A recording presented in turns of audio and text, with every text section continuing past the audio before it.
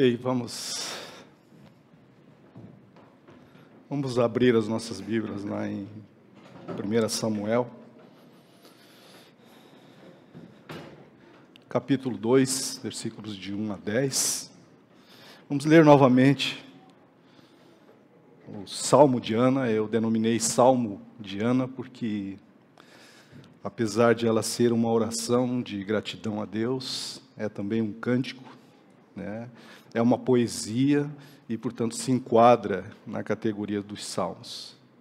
Até porque o filho dela, né, o filho de Ana, vai acabar ungindo o rei Davi, que fez mais da metade dos salmos. Então vamos olhar lá, e eu queria agradecer aqui os músicos. As letras que vocês cantaram têm tudo a ver com o que nós vamos ver hoje. Eu só vou, na verdade, aprofundar um pouco mais a letra dessas músicas. Até mesmo o cântico de Maria, né, os comentaristas dizem que provavelmente Maria deva ter dado uma olhada antes no cântico de Ana. São muito semelhantes, são muito similares. E eu queria que nós olhássemos o texto em 3 partes para a gente entender. Eu denominei essa exposição aqui como os olhares, né, os olhares de Ana, né? Porque quando a Ana fez a oração angustiada, meio a tristeza a Deus, ela disse assim: Senhor, se olhares para mim. E aí depois ela olha de uma forma totalmente diferente, né? Numa virada de chave, numa reversão total.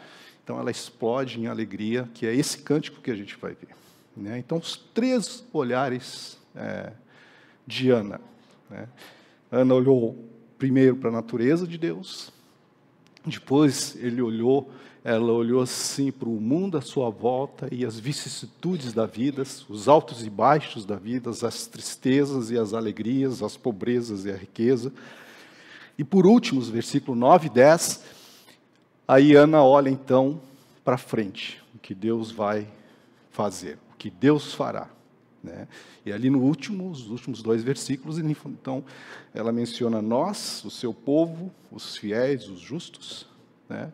Menciona o julgamento e menciona o reino do seu ungido, Messias, né? Cristo Jesus. Então, veja, dá uma olhada no cântico sobre esses 3 aspectos. Então, vamos ler eles aqui. Tá?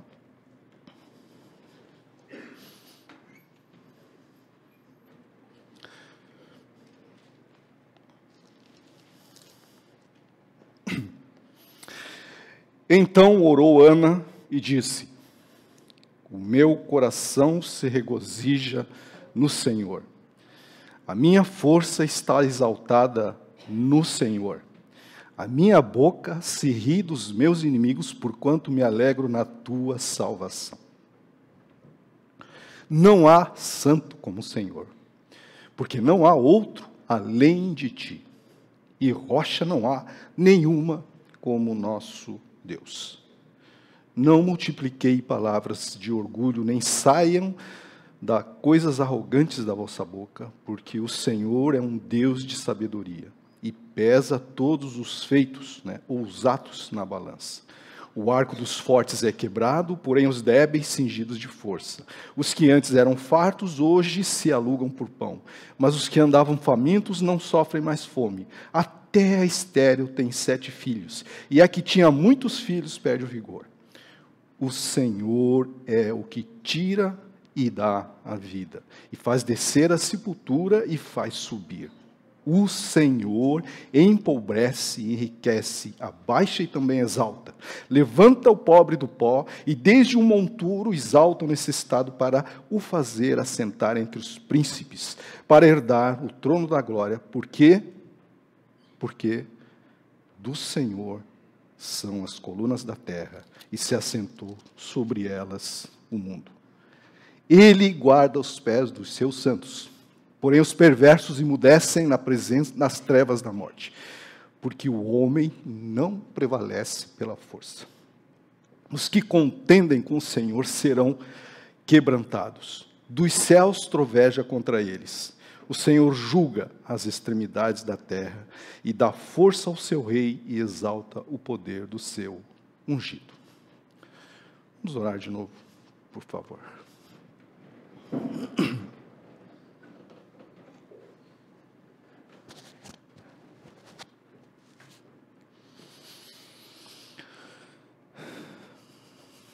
Senhor nosso Deus, nosso santo, justo, gracioso, todo-poderoso Senhor, nosso Pai Celestial, a Ti, Senhor, sempre a honra, sempre a glória, sempre o louvor que te são devidos, Pai. Não tão somente porque Tu és o soberano sobre tudo, sobre todos, sobre a vida, sobre a morte, mas o Senhor é gracioso conosco e nos deu a Tua salvação. Tu nos salvaste da morte. E mais que isso, nos destinastes para viver contigo. Portanto, Pai, nós queremos honrá-lo com a nossa vida. Ajuda-nos, Pai, a compreender esse texto hoje, a entender a Tua vontade, a Te conhecer os Teus caminhos, os princípios que tem aqui, para que Tu, Senhor, sejas honrado. E para que nós nos alegremos e exultemos no nosso coração como Ana, pela Tua bondade, pela Tua graça em nossas vidas. Abençoa-nos assim. Te agradecemos também pela Tua presença entre nós, porque onde estiverem 2 ou mais reunidos em Teu nome, ali Tu estaria. Torna a Tua presença entre nós de uma forma evidente, Senhor, de maneira que saiamos daqui felizes, Pai, agradecidos, encorajados, corrigidos, né, e admoestados, Pai. Oramos assim sempre no nome precioso daquele que é o Teu ungido, o Messias, o Senhor Cristo Jesus. Amém, Pai.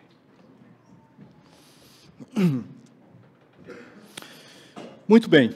Esta passagem, na verdade, tem as suas origens no livro de Juízes.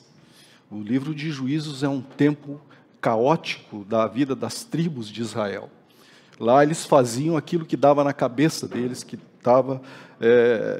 fazia cada um que parecia que era reto aos seus olhos. Samuel, o bebê nascido de Ana, se tornará um fazedor de reis em seguida agora, daqui para frente. Começa então a vida de Samuel. Aquele que ungirá Saul, aquele que vai ungir Davi. E sobre esses reis, o filho de Davi, Salomão, alcançará uma proeminência sem igual em sua história. Então, a próxima história de Samuel, os livros de Samuel, foi a época em que Israel teve mais proeminência, foi mais rico, foi mais famoso, teve mais abundância, foi nessa época aqui, né? O capítulo 1, que é o anterior, que é a raiz, a causa dessa oração de Ana, fala da infertilidade de Ana e que lhe causava grande angústia e tristeza. Seu marido, Alcana, casou-se com outra esposa, Penina, e quase certamente porque Ana era estéril e não conseguia dar filhos. Então, Penina teve vários filhos, e Penina zombava de Ana por ela não ter filhos. Isso era um opróbrio naquela época, uma mulher não ter filhos, ou ser estéril, né? Era uma causa de tristeza, né? Os homens não podiam, que era algo que eles davam muito valor, era ter a herança, manter o nome da família através dos seus filhos e especialmente dos homens. Então, durante estes anos em que Penina teve filhos, ela zombava de Ana. E todos os anos a família de Eucana subia então para adorar em Siló, onde estava a tenda, né? E elas subiam juntas, né? Toda a família para adorar o Senhor. Eucana era um homem aos olhos de Deus que fazia aquilo que era justo diante de Deus, adorava o Senhor todos os anos com a sua família. Então, desesperada, Ana foi ao templo, num desses anos, foi ao templo, onde orou por um filho. E quando orava pelo filho, ela pediu o filho e disse que entregaria ao Senhor, prometeu a Deus. A oração está lá no versículo 11, né? E diz assim: se realmente olhares para a aflição da tua serva e te lembrares de mim e não te esqueceres da tua serva, mas deres à tua serva um menino, então darei ao Senhor todos os dias da sua vida, e não passará navalha pela sua cabeça. Versículo 11. Depois que a família voltou para Ramá, Eucana conheceu Ana, sua mulher, e o Senhor lembrou-se dela. E aconteceu que, chegando a hora, Ana concebeu e deu à luz a um filho, e ela deu o nome de Samuel. Por quê? Porque eu pedi ao Senhor. 1 Samuel 19, 20. Então, o nosso texto conhecido, na verdade, está aqui como uma oração de Ana, mas, como eu disse, é uma poesia, e tem toda a estrutura dos Salmos, fala da natureza de Deus, fala da obra de Deus, fala da operação de Deus no meio da humanidade, e fala dos planos futuros.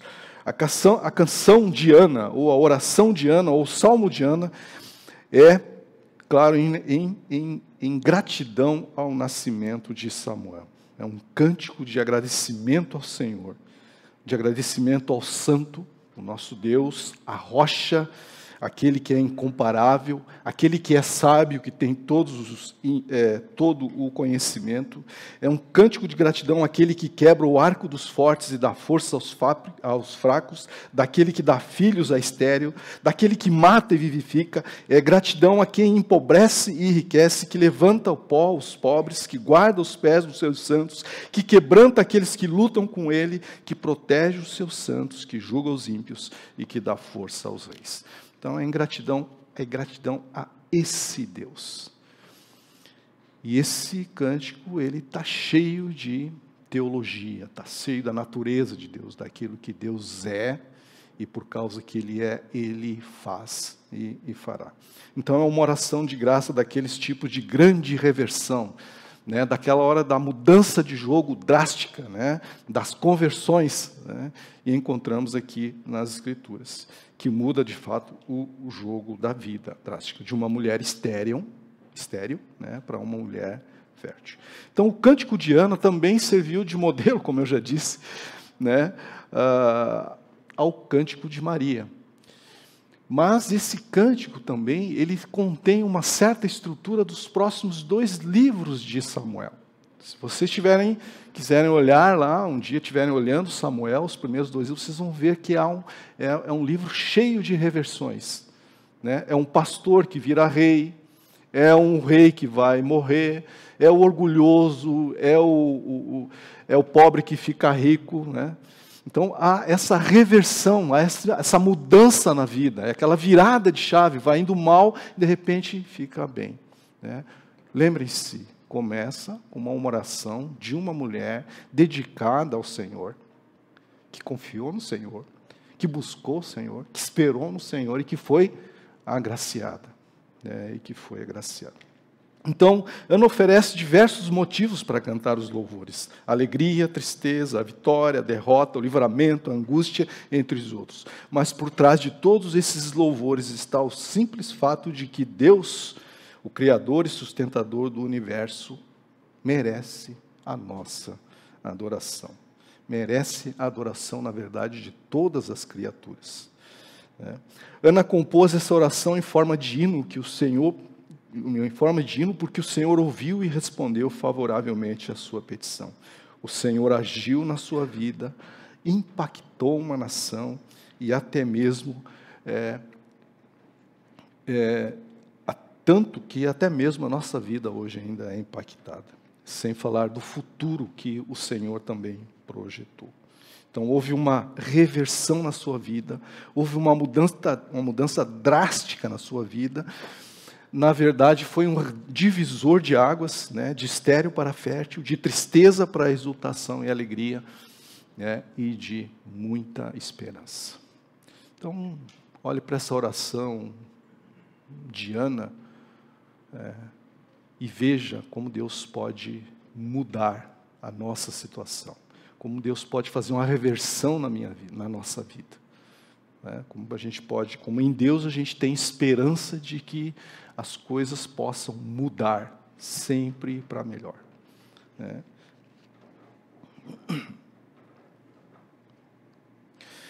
Depois de alguns anos de casamento com Eucana, então Ana ainda não havia conseguido engravidar, apesar de uma vontade fortíssima de ser mãe.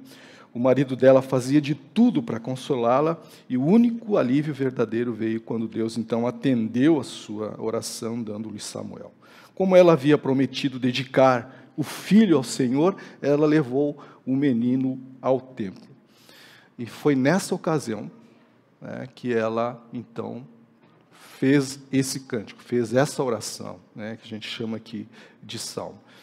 Então, desmamando a criança, né, em torno de 4 anos, ela foi cumprir, então, a promessa dela, né, de entregar Samuel para o sacerdote Eli, para o juiz Eli daquela época. E, a partir dali, Samuel, então, ficaria, né, com o sacerdote e entregue totalmente a Deus. Mesmo sabendo que o filho não moraria com ela, Ana mostrou uma profunda gratidão, né, pelo presente, pela dádiva, pela bênção de ter um filho. E no Senhor ela achou força para andar de cabeça erguida. E ela comenta sobre essa vitória, sobre os arrogantes inimigos, reconhece a justiça de Deus em levantar os humildes e humilhar os orgulhosos. Como é característica de todos os grandes hinos de louvor, o cântico de Ana vai muito além da sua experiência. Ela contempla o Senhor, aquele que é santo, singular, incomparável, inigualável. Ele é a nossa rocha, a segurança que a gente tanto deseja ter só existe no Senhor. Ela vê um Deus sábio a quem pertence todo o conhecimento, a quem governa soberanamente sobre os atos, sobre as ações das pessoas, né? E Ele tem o poder e a soberania de mudar, de fazer a reversão, do pobre ficar rico, do rico ficar pobre, do orgulhoso ser abatido e do humilde ser exaltado. E depois ele olha, então, a volta desses contextos da vicissitude da vida, e Ana, então, olha para frente. Então, o nascimento de Samuel, na verdade, foi um pano de fundo, mas o cântico claramente enfoca, e aqui está o ponto, enfoca. Olha a grandeza de Deus. Todas as ações de Deus na nossa vida, na vida da humanidade, na vida à nossa volta, no cotidiano, tanto as reversões como as conversões, tudo está debaixo da grandeza de Deus. São os seus atributos que fazem com que Ele haja assim, né? Então, depois de oferecer essa oração riquíssima, Ana volta para casa com seu marido, e ela foi então abençoada com 5 filhos, 3 filhos e 2 filhas. Então, esses olhar para Diana, que eu queria que a gente olhasse para lá agora, então, vamos olhar para o texto, né? Primeiramente, Ana olha para a grandeza de Deus, para a natureza insondável de Deus. Ele olha para a sua unicidade, a sua singularidade, né? E a sua potência, o seu poder de fazer mudar aqueles. Quem poderia mudar a situação, o status dela de tristeza, de angústia, de não ter forças para gerar um filho? Quem poderia fazer isso? Senão aquele que é santo, aquele que é incomparável, inigualável, né? Então ela olha para isso. Então, aqui a gente tem o primeiro olhar dele, né, que é para o Senhor. Praticamente todas as orações que a gente vê na Bíblia, e a gente olhando a grande maioria dos salmos, os primeiros versos sempre serão olhando para quem Deus é, ou para o que Deus faz. Deus é. Ana cria esse Deus capaz de reverter a sua situação, capaz de mudar o seu status de tristeza, de angústia, de ter uma outra mulher no ouvido dela, zombando dela, né? Talvez até dizendo, que Deus não te abençoou e, sei lá, tu continua indo adorar o Senhor todos os anos, né? Então, se você sente alguma ironia, às vezes, na tua... ou alguma acusação por você ser cristão, lá onde você trabalha, né? Não fique triste. Saiba que o Senhor é com a gente, é conosco. Então, ela exalta a grandeza insondável de Deus e ela cita 3 coisas aqui. Né? Olha, em relação, ela cita 3 coisas. Não há ninguém como Deus, ninguém é santo como Deus e ninguém protege como Deus, nos primeiros versículos 1 e 2. Vamos voltar lá no versículo 1 e 2. Então orou Ana e disse assim: o meu coração se regozija no Senhor, a minha força está exaltada no Senhor, e a minha boca se ri dos meus inimigos, porquanto me alegro em tua salvação. Não há santo como o Senhor, não há outro além de ti, e não há rocha nenhuma como o nosso Deus. Né?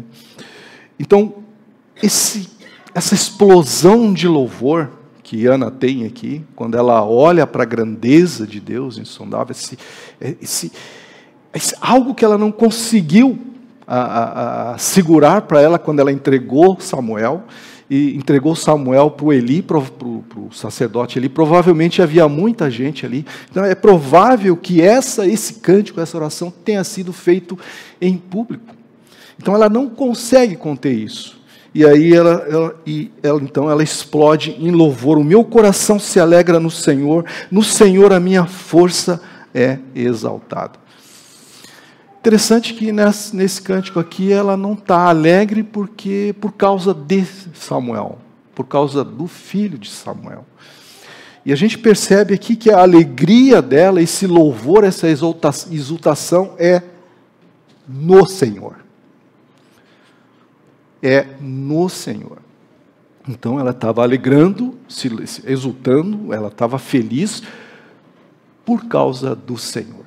E não por causa da dádiva, ou não por causa do presente que ela tinha ganhado. Então ela não estava se alegrando em Samuel, mas estava se alegrando no Senhor.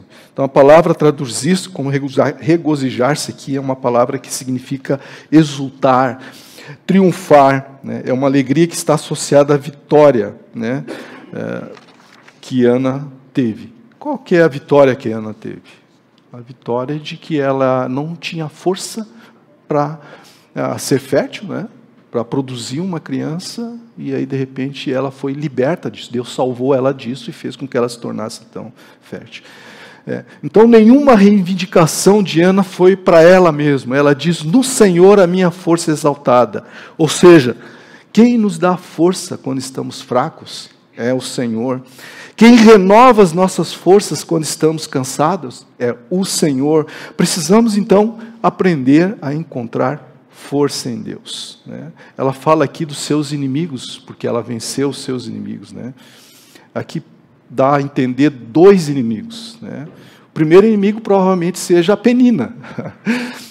Imagina ter alguém todo dia lá, né, sabendo que está zombando de ti, sabendo que de uma certa forma ela não conseguia dar filho a Eucana, que faltava força, alguma coisa no corpo dela, né, não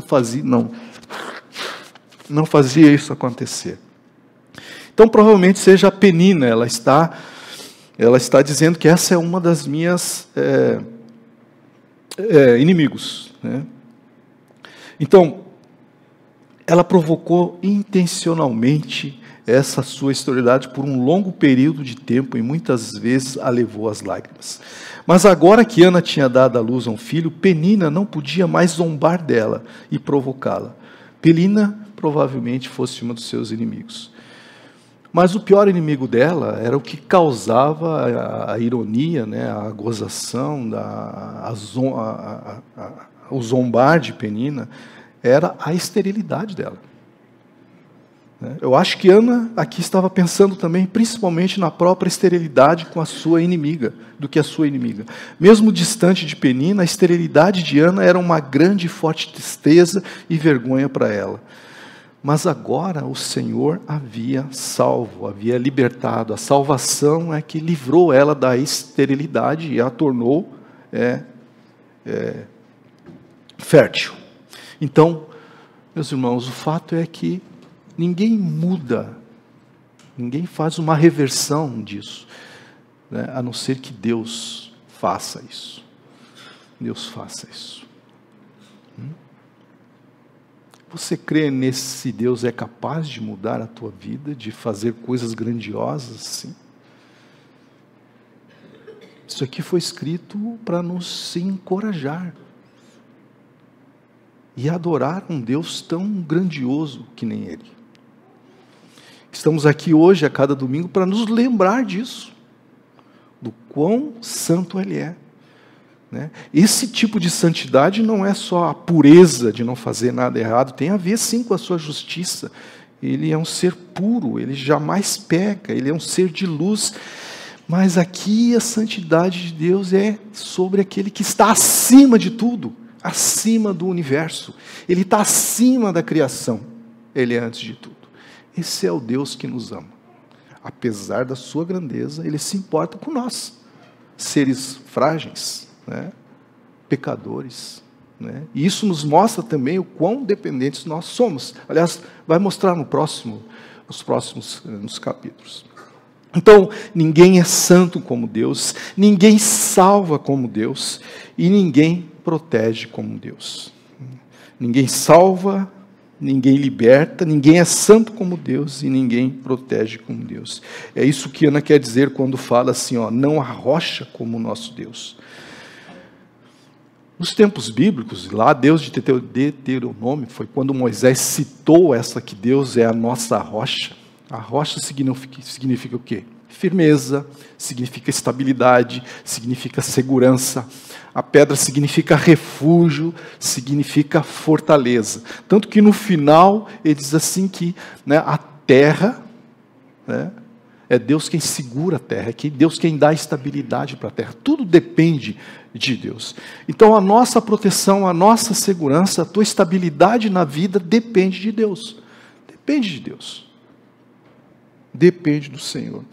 Então, nos tempos bíblicos, essa questão da rocha, a ideia é de estabilidade, de segurança, de firmeza. Não há lugar mais seguro do que estar nas mãos de Deus. Não importa quais as provações que você possa passar, ou qual a angústia que você está passando, quando Deus é sua rocha, o Senhor está contigo e tu podes se sentir seguro, você está protegido. Né? Ele protege os seus santos. Não há ninguém como Deus. Ninguém resgata e salva e liberta como Deus. Ninguém é santo como Deus. Ninguém protege como Deus. E ninguém tira o domínio e o controle dele. Então, esse é o primeiro olhar de Ana. Então, olha para a grandeza insondável de Deus. E é essa grandeza insondável de Deus que quando você estiver diante da adversidade, quando você precisa de que a tua vida haja uma reversão, ou quando você... é a grandeza de Deus. Você tem que olhar para Ele. É Ele que muda. É Ele que muda as estações. É Ele que estabelece os reis. É Ele. A gente não sabe o que vai acontecer daqui 5 minutos. Só Ele sabe. Só Ele pode fazer.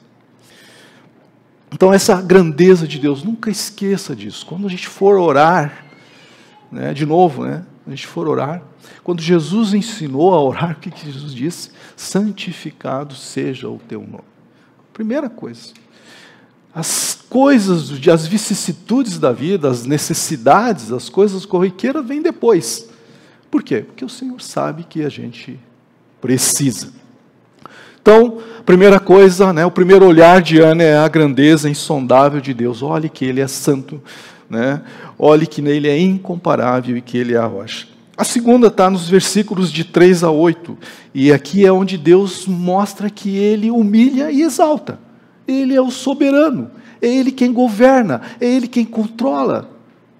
Né? E nada acontece na força do homem. Se alguma coisa acontecer que pareça que seja os homens, saiba que por trás é a mão de Deus, é o poder dele, é o governo dele que está por trás. Eu coloquei que Deus humilha e exalta, né? Mas eu coloquei aqui o princípio da humildade, porque Deus dá valor para aquilo que Ele valoriza. Isso que a gente tem que aprender, como é que Deus opera nesse mundo. Ele opera através dos seus mandamentos. E Ele conta as histórias, Ele deixa as histórias escritas para a gente ver o que aconteceu, depois que aconteceu. e para ver que um dos princípios da nossa vida é a humildade. Ele abate os orgulhosos e exalta os humildes. Então, vamos ver 3-8 agora sobre essa questão da humildade, essa reversão da vida, esse controle de que é Deus quem coloca e descoloca, né? Essa virada de chave que Deus pode dar na vida das suas criaturas, dos homens.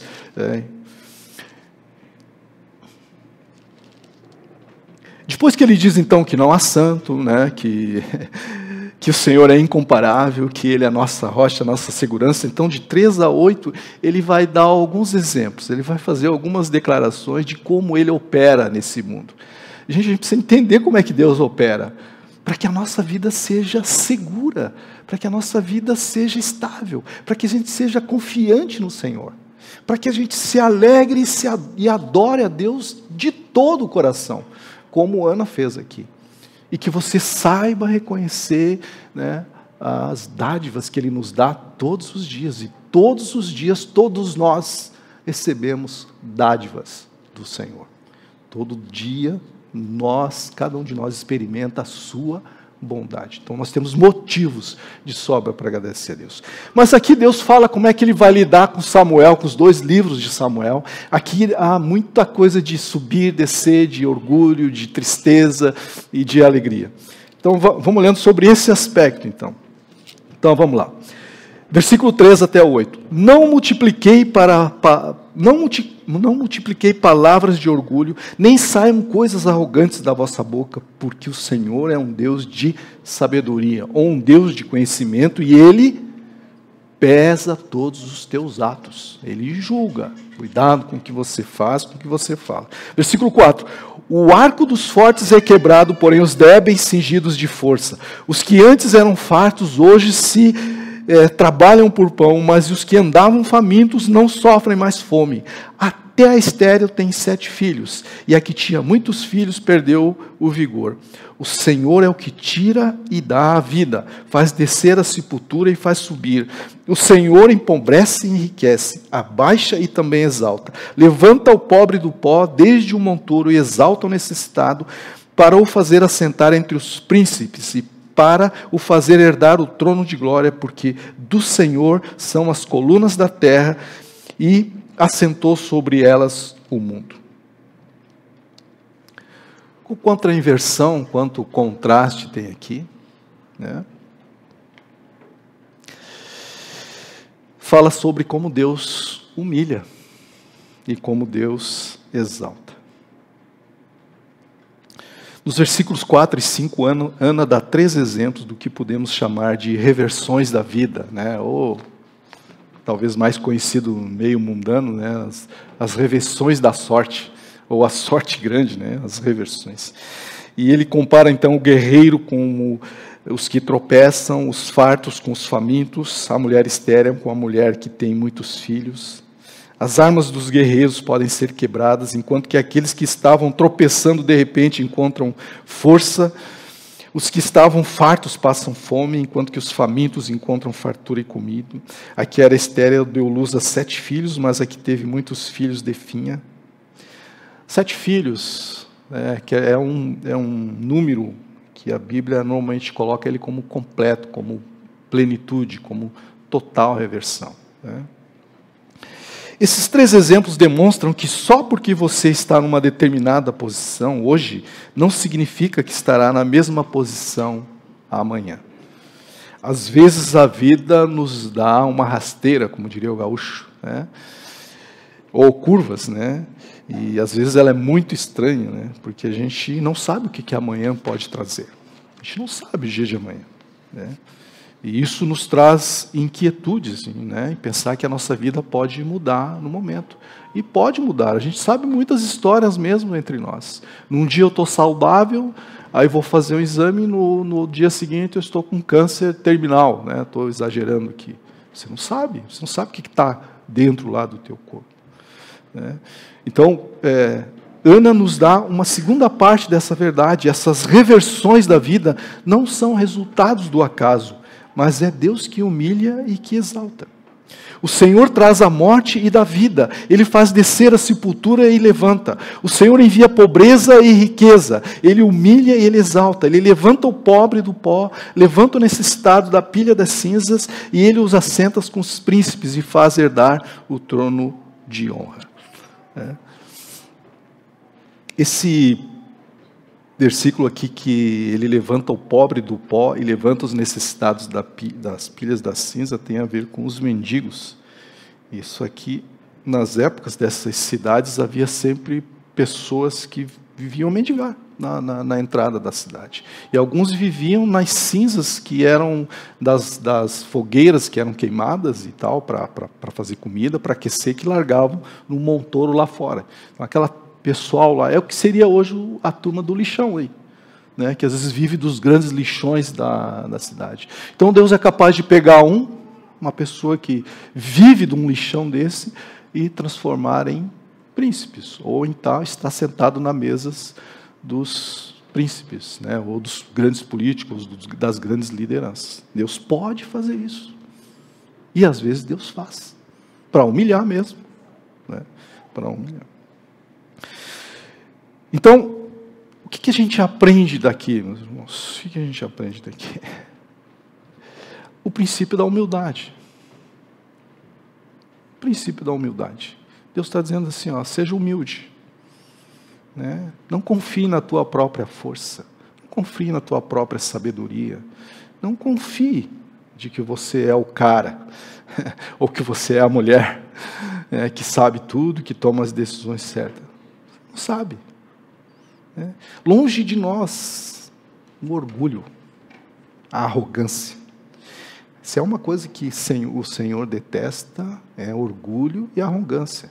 E o princípio está em que a ideia de que a gente pode ser que nem Deus, a gente faz a nossa vida. Eu tomo minhas decisões, e na verdade não é assim. Então, não seja arrogante.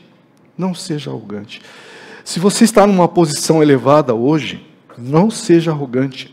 Isso é o que o versículo 3 diz: não fale com tanta soberba, e nem deixe a sua boca falar com tanta arrogância, pois o Senhor é um Deus que sabe, e por Ele as obras são pesadas. Se você está numa posição de poder, de força, de riqueza, ou de bem-estar, entenda que sua posição pode mudar a qualquer momento. Reconheça que você está lá só porque Deus o colocou. É uma dádiva de Deus. No fundo, isso é uma dádiva de Deus. Você só estará lá enquanto Deus quiser que tu esteja lá. Deus é aquele que humilha e que exalta. Então, dê graças a Deus pelos presentes, pelas dádivas que o Senhor te deu. E o maior dos presentes que nós temos é a salvação eterna. O maior dos presentes que nós temos é quando o Senhor nos conquistou por graça e nos deu, nos selou com seu Espírito. Não há maior presente do que esse, do que termos a natureza de Deus em nós. Mas vamos para as coisas corriqueiras. Você come todos os dias, aquele alimento que você come, que está na tua mesa lá, aquilo é dádiva diária de Deus, para que você não esqueça da sua bondade. Então, não seja arrogante. Não seja arrogante também por aqueles que estão em condições diferentes da nossa, por a turma, pelos pobres, pelos miseráveis, pelo pessoal de rua. Não trate eles mal. Tu não sabe. Amanhã ou depois ele pode ter influência ou implicância na tua vida. Então, respeite eles. São criaturas de Deus. E eles são nossos próximos. E o Senhor diz que a gente tem que amar os próximos. Trate com respeito eles. Amanhã ou depois eles podem ser, sei lá, uma autoridade, alguém que vai influenciar a sociedade. Tá? Mas, por outro lado, se você está numa posição inferior hoje, se você tem tristeza, se falta alguma coisa, se você precisa de uma reversão na tua vida, se você tem angústia, não desanime. Não desanime. Isso é o que o versículo 8 diz. Ele, o Senhor, levanta o pobre do pó, levanta o necessitado do montor, e Ele os assenta com os príncipes e os faz herdar um trono de honra. Então, se você estiver numa posição de fraqueza ou desamparo, não desanime. Reconheça que você está lá porque Deus o colocou lá. E você estará lá enquanto Deus escolher que você esteja lá. Deus é aquele que humilha e exalta uma pessoa. Essa é uma das verdades que a gente precisa ter. Então, se você está nessa, não desanime. Faça como Ana. Continue adorando o Senhor todos os anos subindo. Tratando bem lá as peninas da vida. Né? E o mais importante, né? Derramando as suas lágrimas, as suas angústias diante de Deus. Se há alguém que pode reverter a tua situação, é o Senhor. E Ele é especialista nisso. E é só Ele que pode fazer isso.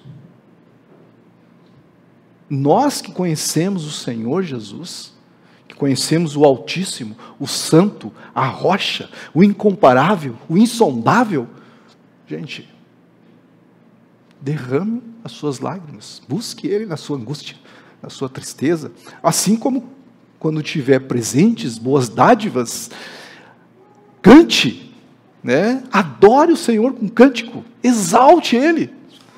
Não? São as vicissitudes da vida que todos nós passamos. Ninguém é somente feliz, e ninguém será sempre triste. Né? Esse mundo pecador que a gente vive, a gente tem essas alternâncias. E nós dependemos de Deus. Então, não seja arrogante. Não desanime. Porque, na verdade, a nossa segurança deve estar sempre em Deus, no Senhor. Então, a gente viu o primeiro olhar de Ana, sua grandeza insondável. E Ana, aonde era a fonte, aonde estava o poder, onde estava a força que Ana poderia mudar a sua situação de angústia, de tristeza, era no Senhor. E foi lá que ela foi buscar, né? Se derramou diante do Senhor. E o Senhor, graciosamente, o viu e reverteu a situação dela. Virou a chave da vida dela. Mudou drasticamente de derrotada para vitoriosa. A segunda coisa, o segundo olhar que a gente olhou, então, foi para os versículos de 3 a 8, e a gente olha as vicissitudes da vida, os altos e baixos, a crista e às vezes a onda lá embaixo, às vezes bem, às vezes mal, às vezes triste, às vezes em fartura, né? Às vezes faltando. Saibamos que o Senhor é quem controla e quem governa, Ele é soberano sobre nossas vidas. Ele é soberano sobre aqui a vida da vida em si. E o terceiro, que Deus governa sobre tudo. Ana coloca nos versos finais da sua música a soberania, a grandeza de Deus, o governo, e ele então estabelece 3 afirmações nos últimos 3 versículos. A primeira afirmação é: Ele estabelecerá o seu povo, Ele destruirá os seus inimigos e Ele dará força ao seu rei. Aqui está o senso, ou o sentido profético de Ana. Né? Quando Ana olhou para frente, e é bom a gente ver o contexto, que no versículo 1, por exemplo, até então não havia rei. Né? Israel, na época de Juízes, vivia em forma de tribos. Deus usou Ana aqui para dizer que em seguida ele estabeleceria um reinado, ele organizaria a nação de Israel, ele botaria ordem na nação de Israel, e aí haveria um rei, e esse rei faria a nação então prosperar. Ou seja, quem é que está por trás disso tudo? Quem é por trás quais são dessa história, desses cenários? É o Senhor. Por quê? Porque Deus governa tudo. Queiramos nós ou não, é o Senhor quem governa. Ele é a autoridade, Ele é o juiz, Ele determina. Então o melhor que a gente pode fazer é amá-lo. Nós temos um privilégio muito grande, amar a alguém que nos amou, cuja grandeza do seu amor vai além das nuvens. O amor de Deus a gente não pode descrever. Ele é indescritível. Né? Ele deu uma prova para nós. Ele mesmo veio e morreu no nosso lugar. Então Ele governa. Esse é o Deus que amamos, é o Deus que governa tudo, e Ele estabelecerá o seu povo, destruirá os seus inimigos, e Ele dará força ao seu rei. Versículos, então, 9 e 10. Ele guarda os pés dos seus santos, porém os perversos emudecem nas trevas da morte, porque o homem não prevalece pela sua força. Os que contendem com o Senhor serão quebrados, quebrantados ou destruídos. Dos céus troveja contra eles, o Senhor julga as extremidades da terra, dá força ao seu rei e exalta o poder do seu ungido. Deus estabelecerá um povo, Deus destruirá os inimigos, haverá um dia em que Deus estabelecerá o seu reino plenamente. Pois os fundamentos da terra são do Senhor, sobre eles colocou o mundo, e Ele guardará os pés dos seus santos, mas os ímpios serão silenciados nas trevas. A ideia aqui, a gente pode, na verdade, quando o Senhor fala aqui no finalzinho do versículo 8, né, quando ele diz assim, porque do Senhor são as colunas da terra e assentou sobre elas o mundo. Há muitos versos aqui, né, como que a terra fica suspensa no espaço, né, é fantástico isso, né, mas ele fala aqui de fundamentos da terra. Eu estava olhando aqui o comentário de Matthew Henry, e ele diz que qualquer lado que a gente, né, tanto a questão figurativa, né, como a questão do poder de Deus, é o governo de Deus, é o poder de Deus. Né? Ele diz assim que é incontrolável o poder de Deus. Manter a terra. Se você olhar do ponto figurativo político, os reis, os que mandam nessa terra, os ricos que existem e tudo, é o Senhor que colocou lá também. Ou seja, Ele governa, Ele administra. Seja tanto para o lado do seu poder físico da terra, de manter suspenso, né, a sua redondeza no espaço, seja pelos fundamentos da terra, que são as organizações, as nações e tudo que acontece na terra, né, os presidentes, os líderes, os reis, seja o que tem aí. Então, o Senhor governa sobre tudo. Então, esse é o sentido. Né? Então, os próprios fundamentos da terra pertencem ao Senhor. E a imagem aqui é de Deus pegando o mundo inteiro e colocando os seus fundamentos. Essa é uma maneira poética de dizer que Deus criou e sustenta o mundo. E se Deus criou e sustenta todo o universo, também Ele pode cuidar do seu povo. Este é o ponto aqui. Deus que estabeleceu a terra, estabeleceu o mundo sobre seus fundamentos, guardará os pés ou o caminho dos seus santos. Seus santos, seus fiéis, Ele está se dirigindo ao quê? A um povo. Qual é o povo? Para nós hoje seria a igreja. Nós somos o povo de Deus. Tito diz assim, e Ele se deu a si mesmo por nós, para nos remir de toda iniquidade, para purificar para si um povo que é seu. Tito 2,14. Deus estabelecerá o seu povo. Né? Seus santos é apenas uma outra maneira de dizer seu povo. Nós nos tornamos parte do povo de Deus quando colocamos a nossa fé e confiança em Cristo Jesus. Em Cristo Jesus. Então, quando você reconheceu a Jesus como Senhor e Salvador da tua vida, Senhor, porque quando reconhecemos a Jesus como Senhor, nós entregamos toda a nossa vida a Deus, todo o nosso ser. Quando nós nos entregamos tudo, o nosso corpo e até os bens, tudo que a gente tem, as nossas habilidades, tudo, os nossos dons, é dele. Então, Jesus Cristo é o Senhor, ou seja, Ele manda. E Ele é o nosso Salvador. Por quê? Porque nos salvou da morte, nos salvou do inferno, de descer ao céu. O nosso destino é estar com Ele no seu reino, e um dia nos assentarmos à sua mesa. Essa é a grande promessa. É o que nós aguardamos, que quando o Senhor Jesus trovejar dos céus, como diz o texto aqui, Ele trovejará dos céus, para aniquilar os seus inimigos. Então, ele vai estabelecer um povo, já estabeleceu um povo, está estabelecendo um povo. Quando chegar o número desse povo, então ele vai trovejar dos céus, ele voltará em grande glória, com seus anjos flamejantes. O ungido, o Messias, que Ana cantou lá, quando ainda não só se pensava em rei, só existia rei nos outros povos na volta. Então vai estabelecer, ele guardará os pés dos seus santos, mas os ímpios serão silenciados nas trevas.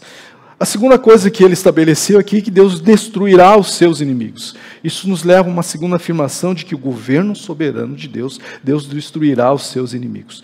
Não é pela força que se vence. Os que se opõem ao Senhor serão destroçados, e ele trovejará contra eles do céu, o Senhor julgará até as extremidades da terra. Até as extremidades da terra. Né? Não é pela força, não é pelas armas, é pelo meu Espírito. Pelo meu Espírito. Confie no Senhor. Encha-se do Espírito dele. Deus destruirá os seus inimigos. O inimigo de Ana era a sua esterilidade. Ela não poderia superá-lo em sua própria força. E ela então invocou o Senhor, e o Senhor a salvou. O que Deus fez por Ana é apenas uma pequena imagem do que Deus fará no futuro, né, no mundo inteiro. Lembre-se, ou lembremo-nos, não há ninguém como Deus, ninguém pode ficar no caminho de Deus, ninguém pode frustrar os planos de Deus. Deus destruirá aqueles que se opõem a Ele, Ele trovejará dos céus. Deus governa sobre tudo e sobre todos. E Deus estabelecerá um povo e destruirá os seus inimigos. Mas Deus também fará um rei. Deus fará um rei. Ana afirma aqui que ele dará força ao seu rei. O versículo 10 diz assim: ele dará força ao seu rei e exaltará o poder do seu ungido. Essa parte da canção da Ana é a parte, então, profética. Em primeiro lugar, a profecia é sobre o rei Davi. Na época em que Ana cantou essa canção, ou deu graças a Deus, não havia rei em Israel. Israel ainda estava sob o domínio dos juízes. Esse era um tempo que foi vagamente organizado na história de Israel, quando todos basicamente faziam o que era certo aos seus próprios olhos. Mas Deus planejou que Samuel nascesse nesse exato momento para liderar Israel no processo de unção de um rei, e assim Cântico de Ana profético, né, sobre o rei Davi e toda a linhagem, então, depois dos outros reis. Mas também é profético porque de Jesus, o Messias, a palavra Messias significa ungido, e vem desta mesma palavra aqui em Samuel 2,10. Esta é a primeira vez que a palavra é usada nas Escrituras, para descrever um rei em vez de um sacerdote. Com o tempo, Israel entenderia que Deus enviaria o seu Messias, o seu ungido, o rei da linhagem de Davi, que reinaria para sempre. Que reinaria para sempre.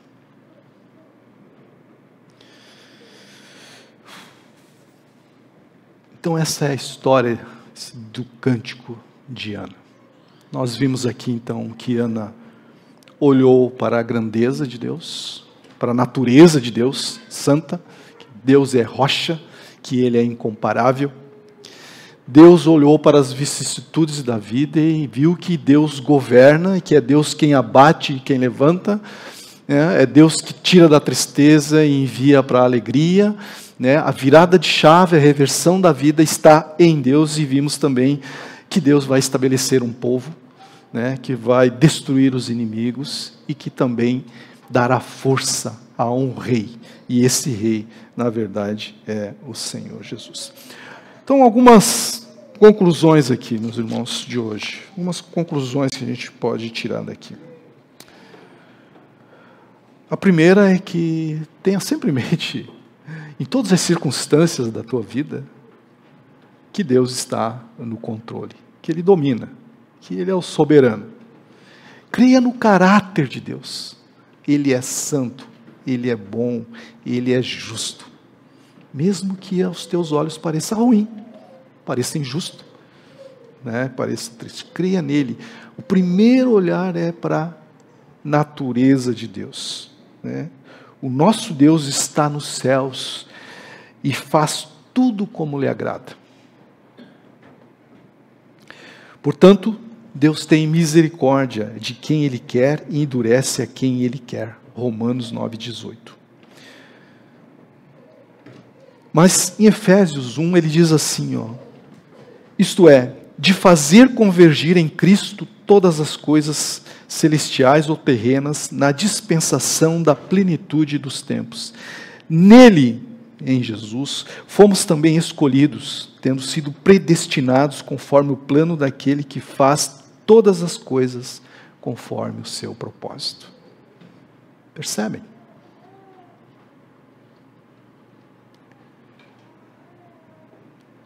Olhe para Deus. A segunda coisa, Deus está também ciente de todas as nossas necessidades e luta. Ele nos encoraja, então, a invocá-lo em oração. E como filhos deles, a gente está livre, né? Está livre para buscá-lo, né? Não andem ansiosos por coisa alguma, mas em tudo, pela oração e súplicas e com ação de graças, apresentem seus pedidos a Deus. Efésios 6 e 7. Outra coisa que a gente tem que ter em mente, né, é que Deus é aquele que humilha e exalta. Portanto, não sejamos arrogantes. Longe de nós a arrogância. Deus se opõe aos soberbos, mas dá graças aos humildes. Tiago 4, 6.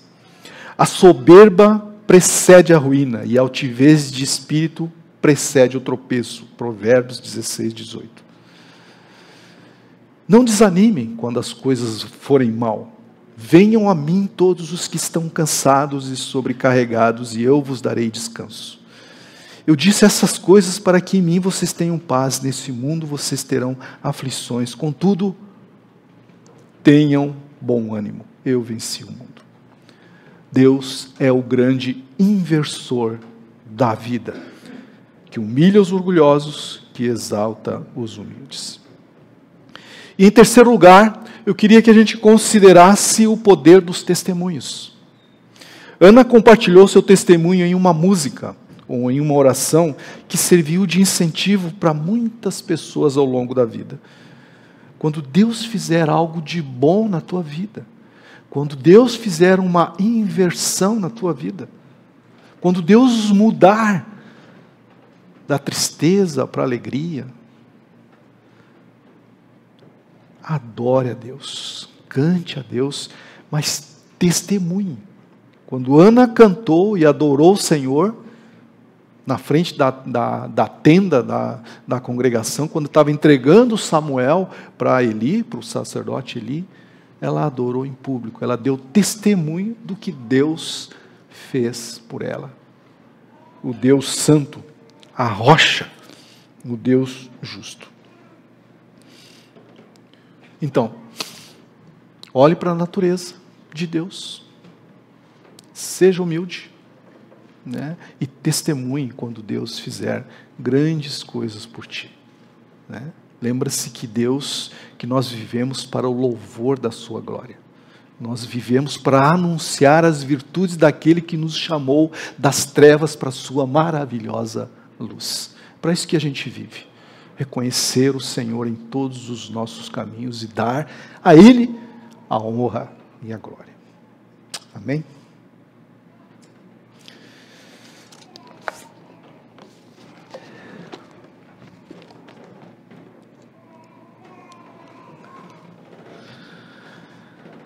Senhor nosso Deus, nós nos prostramos diante de Ti, Senhor, com o coração cheio de gratidão, com os lábios de louvor, para expressar, Senhor, em adoração, o que Tu fizeste por nós, em especial a Tua tão grande salvação. Em especial, Senhor, por nos fazer parte do Teu povo, povo escolhido para viver contigo à eternidade. Mas, Pai, nós também te louvamos, porque neste mundo o Senhor está sempre presente em nós. E o que pedimos a Ti, Senhor, é que a gente consiga olhar nas vicissitudes da vida, nas circunstâncias da vida, nos negócios da vida, Senhor, que a gente possa olhar para Ti primeiro. Tu, o Senhor, a Tua natureza, a Tua grandeza, o Teu controle. E nos ajude, Senhor, a sermos humildes, a confiarmos em Ti, esperarmos em Ti, fazermos aquilo que Te agrada, Senhor.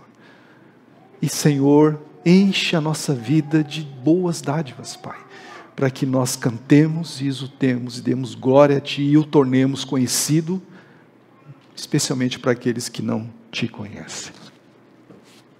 Oramos assim no nome precioso daquele que é o Rei dos Reis, o Senhor dos Senhores, aquele que é o Teu ungido, o Messias, que veio e que virá nas nuvens, o Senhor Jesus.